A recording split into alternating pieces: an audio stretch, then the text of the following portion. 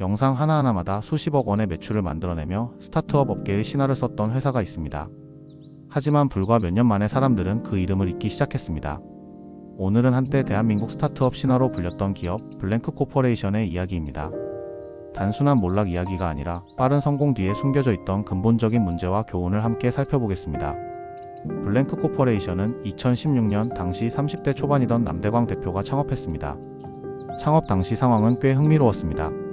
당시는 SNS, 특히 페이스북 영상 소비가 폭발적으로 늘어나던 시기였습니다. 남대광 대표는 이 시장을 꿰뚫어봤습니다. 제품보다 먼저 콘텐츠가 팔려야 한다.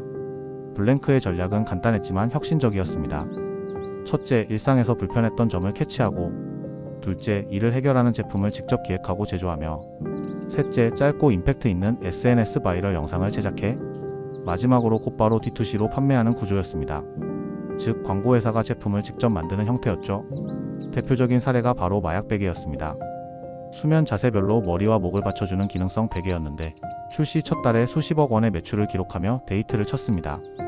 그 외에도 블랙몬스터 다운펌, 바디럽 필터 샤워기 등 다양한 제품들이 SNS 영상만으로 완판 행진을 이어갔습니다. 블랭크의 사업 모델은 매우 매력적이었습니다. 영상을 통해 소비자에게 문제를 인식시킨 뒤 해결책으로 자사 제품을 제시하고 클릭 한 번으로 바로 구매로 이어지도록 만들었습니다. 이것이 콘텐츠 커머스의 정수였습니다. 영상의 특징은 극도로 짧고 직설적이었고 소비자들의 불편함을 너도 겪어봤지라며 공감하게 했습니다. 그리고 해결책을 보여주며 카타르시스를 유발했습니다. 가령 마약 베개 영상은 목이 꺾이고 숙면 못하는 모습을 과장되게 연출한 뒤 이 베개가 답이다라고 감각적인 영상으로 마무리했습니다. 이 전략은 SNS 초창기 낮은 광고 단가 덕분에 더욱 빛을 발했습니다. 2018년 블랭크는 매출 1169억 원, 영업이익 139억 원을 기록합니다. 스타트업이면서도 이미 흑자 체질을 갖춘 기업이었고 벤처 캐피탈들이 앞다퉈 투자를 넣었습니다. 블랭크는 스스로를 이렇게 규정했습니다. 우리는 제조업체도 미디어 회사도 아니다. 우리는 문제 해결사다. 하지만 그렇게 잘 나가던 블랭크가 불과 몇 년 만에 급격한 하락세를 겪게 됩니다. 도대체 무슨 일이 일어난 걸까요? 첫째, SNS 광고 단가가 폭등했습니다. 이전에는 영상 하나로 대박을 치던 공식이 통했지만 시간이 갈수록 광고비는 올라가고 영상 효과는 떨어졌습니다.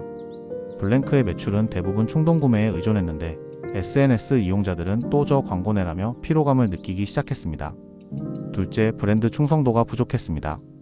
블랭크는 다양한 브랜드를 많이 만들었지만 정작 소비자들은 이게 블랭크 제품인지조차 몰랐습니다. 마약 베개는 그냥 마약 베개였고 퓨어썸 샤워기는 그냥 퓨어썸 샤워기였습니다. 소비자들은 제품 하나 사고 끝이었습니다. 히트 상품은 있지만 브랜드는 없다. 이게 블랭크의 치명적인 약점이었습니다. 셋째, 사업 다각화가 오히려 독이 됐습니다. 블랭크는 너무 빨리 너무 많은 사업으로 확장했습니다. 화장품, 패션, 가전, 펜용품, MCN, 여행사업 등과 대만, 홍콩, 싱가포르 등 해외 시장 확장까지 시도했지만 문제는 제품군마다 완전히 다른 고객층으로 사업 역량이 현저히 부족했고 관리 리소스 역시 폭발적으로 증가했습니다. 각국 규제와 물류 문제도 블랭크를 괴롭혔고 재고 리스크가 크게 상승했습니다. 이렇게 다양한 사업을 관련 내공도 부족하며 업력도 얼마 되지 않은 신생기업이 모두 관리하기엔 역량의 한계가 있었습니다. 넷째, 내부 조직이 피로해졌습니다. 블랭크의 조직은 처음엔 빠른 실행력으로 유명했습니다. 하지만 매출 중심의 목표 압박, 히트 영상을 계속 만들어야 한다는 스트레스가 컸고 적자 사업부를 정리하는 인력 재배치 과정에서 창의적인 콘텐츠 팀의 이탈로 이어졌습니다. 핵심 인력들이 떠나면서 블랭크의 경쟁력은 빠르게 약해졌습니다. 그리고 여기에 또 하나 블랭크의 큰 위기로 작용한 것이 있었습니다. 바로 과대 광고 논란입니다. 블랭크는 과거 일부 제품 광고에서 효능을 지나치게 부풀려 표현하거나 사실과 다른 표현을 사용해 공정거래위원회로부터 경고 조치를 받기도 했습니다. 이런 과대 광고 논란은 소비자들의 신뢰를 떨어뜨렸고 블랭크 소유 브랜드 제품의 이미지를 약화시키는 원인 중 하나가 되었습니다. 블랭크는 현재 여전히 사업을 운영 중입니다. 하지만 전성기의 블랭크와는 완전히 다른 모습입니다. 2020년 이후 블랭크는 구조조정을 단행했습니다. 제품군을 줄이고 핵심 브랜드에 집중했으며 해외 사업 일부를 철수하고 운영 효율화와 재고 관리 강화에 나섰습니다.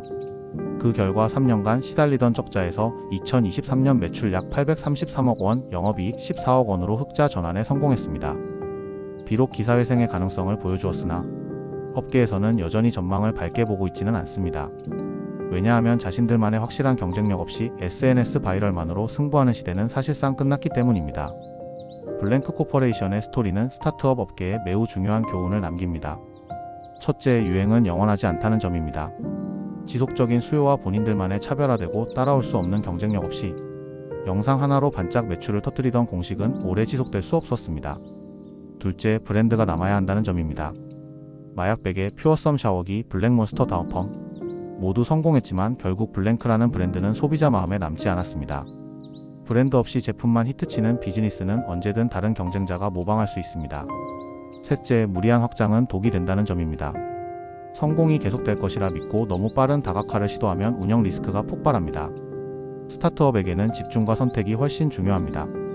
넷째, 신뢰는 한순간에 무너질 수 있다는 점입니다. 과도한 광고와 사실과 다른 표현은 단기적으로 매출을 올려줄지 모르지만 결국 소비자의 신뢰를 잃게 만듭니다. 블랭크는 분명 시장에 충격을 안겨준 참신한 기업이었습니다.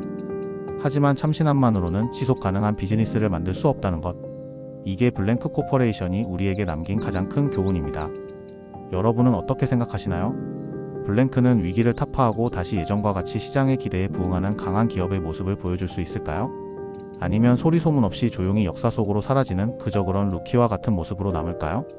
브랜드의 본질을 해부하는 채널 땡사장의 비밀노트 구독과 좋아요 부탁드립니다.